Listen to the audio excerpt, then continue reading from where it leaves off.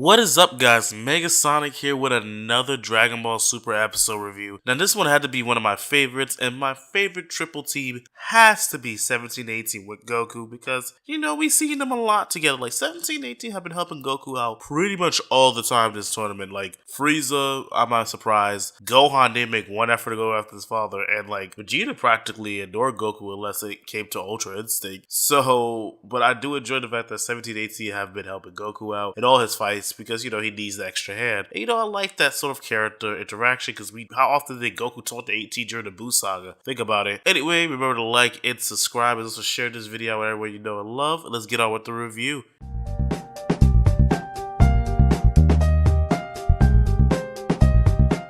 So we'll talk about 3 pinnacle moments that happened in this episode. Now, getting more and more into this episode, we found out that, let's talk about the first pinnacle moment, and that is about the Namekians. Now, the 2 Namekians from Universe 6 have always been a slight question with me because everyone has always been wondering why is it so much trouble for Gohan and Piccolo to take out these guys, because they didn't really seem to be anything special. They seemed to be just like any generic Namekians. However, it had to be something about them if they were chosen out of a large amount of Namekians. The Namekians are a powerful race, however, they're not as strong as someone like the Saiyans, but they're pretty damn powerful. So we later find out that they are a sort of a amalgamation, or pretty much a fusion of pretty much their entire race. 2 of these Namekians are literally they absorbed their entire race's ki to be able to compete in this tournament, and that is really, really cool. But my issue is the fact that this is one of Akira Toriyama or Toei Animations, or whoever's in charge of this, pretty much stealing ideas from fans, which is weird because you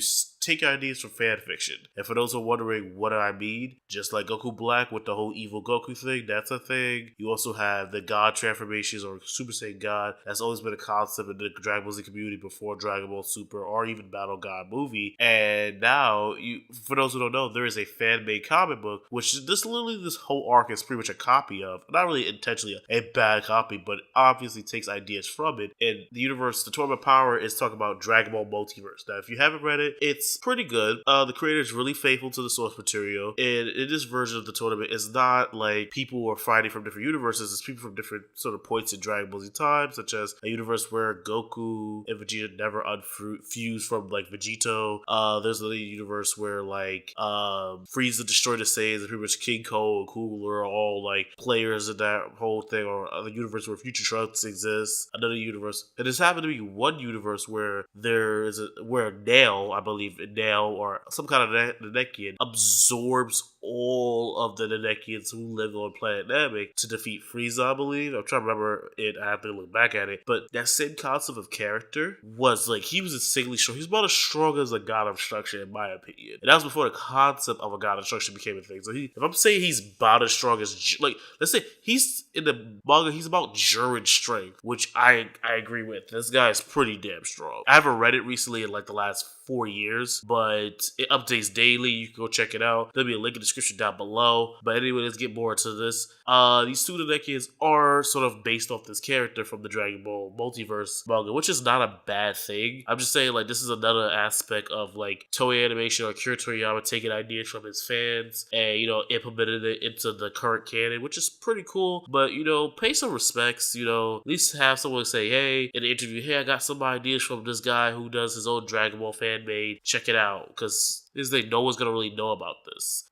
Next pinnacle moment has to be Universe 2 utilizing the last of their love, and this is a smart tactic they're doing where they're broadcasting the battle to everyone in their universe. Now everyone's like, well, that's bold. Actually, no. The love baton feeds them energy, if you didn't know that, from their love or from their emotions of love. So if they're feeding these people energy, that means that if they broadcast it, everyone sees it, because no one in Universe 7 knows about it. Universe 6 probably don't know about it. Any other universe probably doesn't know about it. But the characters who are, involved in that plot. So, involving the people, the citizens of Universe 2 gives them a home field advantage when increasing the last 3 members of Universe 2's power. And, they eventually adopted Ribrianne and the rest of those abilities and utilized it against Goku, 17 and 18. However, I believe it's less powerful than Ribrianne's version, because Ribrianne's version did come across as way more powerful because it was able to go toe to toe with the likes of like Super Saiyan Vegeta. So you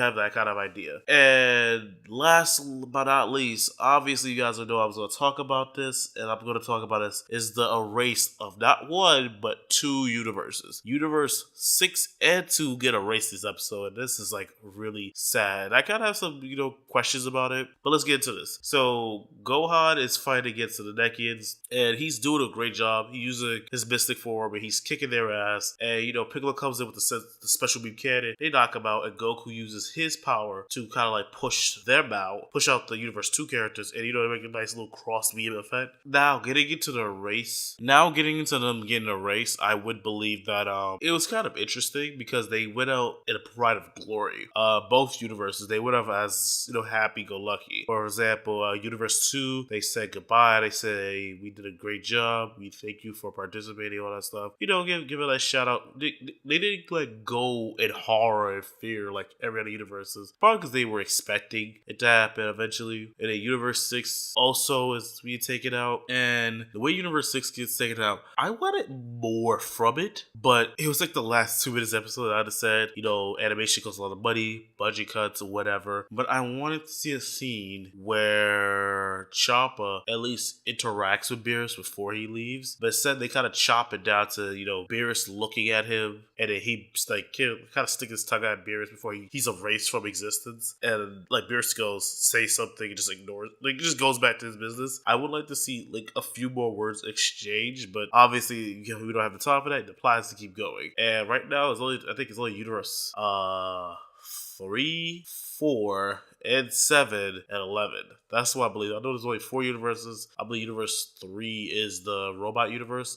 Correct me if I'm wrong down the comic section. And then you have Universe 7, Goku Universe, which has the most people if you don't know that. Universe 4 has like the second to least people. And then Universe 11, which was Jiren's universe, where you have Toppo, Dispo, and Jiren. And I believe Dispo will be the next one to get knocked out. And probably also Toppo too, and coming up soon. I really feel like Toppo needs to get kicked out because Toppo needs to sit his ass down. And Jiren, interacting with him, he will most likely be saved for probably like episode 20 plus. So keep that in mind. Anyway, that's my pinnacle moment, guys. Thank you guys for watching. I know this review is kind of late. I know it's kind of upload really late, but hey, I had a busy day. I have a life myself. And I didn't get to watch episodes probably around like 1 a.m. on Crunchyroll. My bad, guys. But I still, I try to keep up as much as I can. Feel free to like and subscribe and share this video anywhere you know and love. If you like what I do on this channel, feel free to hit that like button as well. It helps me know if you guys like more. It also provides this video with more chance of getting more views, so we can build this channel to make it grow and become stronger. And also, if you want to check out the other things, we have our social media down in the link description, as well as my Twitch, where you can watch me playing video games and curse like a little sailor. Anyway, I'll see you guys later. Megasonic out.